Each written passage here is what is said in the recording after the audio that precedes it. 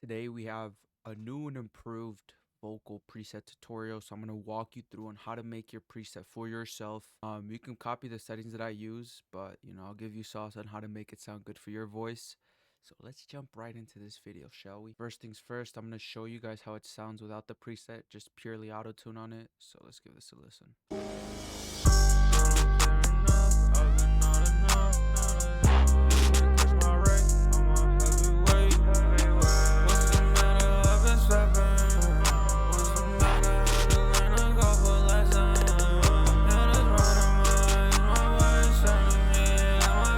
You can hear big fucking difference.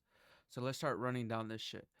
Let's go with the auto tune first. The reason I have separate tracks and I put different auto tunes is if I want to do like a harmonizing layer or something like that. I do like micro adjustments because then it won't interfere with each other. So that's my reasoning behind the auto tune the way I do it.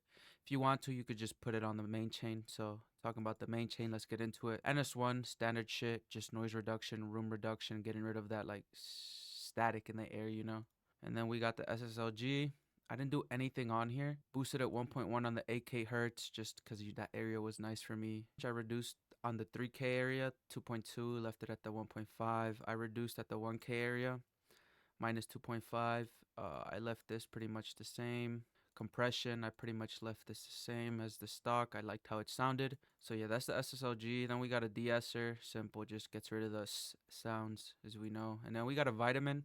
The vitamin is a fucking compressor multiband, and I just threw on the vocal presence preset. Simple as that. I like how it sounds. It's just, yeah, I didn't do anything with the settings besides slap the preset on. It sounded good, so I just went with it. And then we got an Enigma. If you don't have Enigma, you could use like a chorus, which is what I was using originally, but for this waves chain, the Enigma sounded good. I just threw on the vocal VFX over here at the Greg price, and I put it to 15% on the mix. Then fresh air is free. If you don't have waves, doesn't matter, you could get it for free. 17 and 24, just to get some crispness in the high ends, because that's usually where my register is. F6, yeah, I didn't do anything with those. I just did yeah, I cut some of the frequencies here, boosted some here, and cut some here. Yeah, you run through the settings real quick so you guys can copy them. Just 1, 3, and 6 is the only thing. And then I did a high pass. I got rid of the rumble in the back end, and I didn't do anything to the high end. So yeah.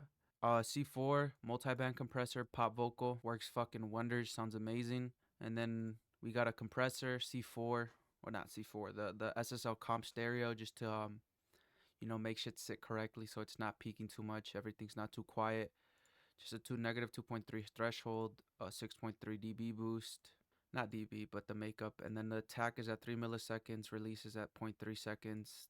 I got a 4:1 ratio going on, and this is just at 1, and this is in. And for the reverb and delay, the chain thing, I threw in a silk just to like smoothen out some of the vocal shit, some of the like harshness. It smooths it out. These are the settings. And then delay, it's an H delay, typical. These are the settings. 1/8, you can change whatever you want. Did a high pass, boom, boom, boom, yada, yada, yada. I would honestly recommend having this off, but I like how it sounds on the song right now. I slapped a compressor on it, so it's ducking. What ducking is, it won't go on the main vocal until you're like done singing or rapping, and then it'll play out louder. So yeah, that's what ducking is. Same thing for the reverb. You don't have to use Valhalla. I just really like Valhalla for my reverbs. Just use like the Manny reverb or the H reverb. I think that's what it's called. And then same thing, ducking. Kept this the same pretty much. And then boom, that's the main chain. For the ad-libs, this one's kind of stacked, but it's because I used pretty much all stock plugins. You don't have to use the NS1. You can use a gate, but if you have access to a NS1, I recommend it over using a gate. It just sounds way better. In my time of using gates and fucking noise suppressors, NS1 has been the best for me. And then I slapped the EQA. I did this with the settings. Boom, just look at this here. Boom, copy that. Boom, copy that. Boom, copy that. Simple, nothing crazy. And then we have a VHS mild, which you can just search up on any Ableton. I think 12 or higher. I think so. I'm pretty sure. Kept the same stock settings. I just reduced it to 29% on the mixing, on the fucking dry and wet signal. And then we got a flangers. These are settings I chose for it, just so it gives it some movement, so the vocal isn't so fucking static. Chorus ensemble, same thing. Give it some movement, give it some waviness, make it sound better, make it sound bigger, not so just dry. Next, we got compression. Compression, just settings I chose just to same thing, not too loud, not too quiet. Got the right mix of it. And then pretty much I just duped it, and the settings are different here. Look, different compression settings. Yeah, all the other ones are the same. Besides the glue compressors, I changed them up just because it was sounding too loud, it was sounding too crazy. But this is for an ad lib, so I had to reduce some stuff.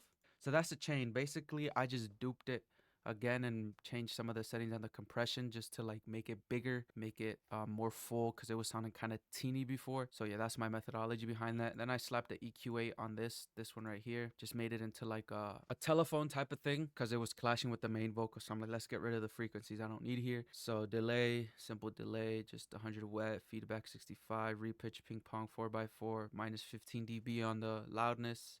And then I use the stock reverb, low cut, nothing on the diffusion network, pre-delay 2.5, size 200 to K3. And yeah, copy these settings, put it -5, and you're gonna get this. I don't care enough, I've been not enough. You can't catch my rank, I'm a heavyweight. What's the matter, I've been stepping.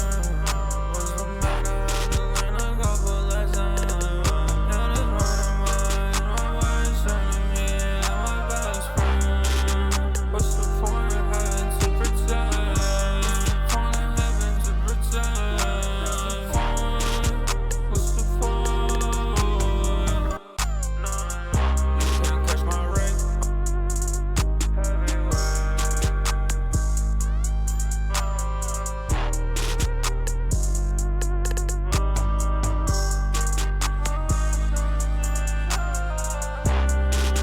I don't care enough, I've been not enough. You can't catch my rank, I'm a heavyweight. What's the matter, I've been stepping. What's the matter, I've been learning a couple lessons. And it's running my just these vocal chains, bro, you're not gonna get them anywhere else. So you might as well subscribe to my channel right now at this moment and drop a like, and go do it yourself as well, because it's gonna change your life, bro. It's gonna change your recording life type shit. It's the end of the video, and I'm gonna leave off with this. The simpler the chain, the better, because if you can get the recording, the tracking process to be as simple as possible but still sound good, the more you're able to do in the mixing end of stuff to actually like bring out everything. So get that chain down, get the recording right, and then everything just comes way easier. You'll just know what to do. Oh, ad-libs needs more separation, vocal needs more presence, needs more body, shit like that. But that's why it's important to have a good vocal preset, because if you're fucking trying to tinker with everything while recording, it's just a pain in the ass. You feel me? So if you got anything out of this video, drop a sub, a like, a comment, and I'll see you next Monday.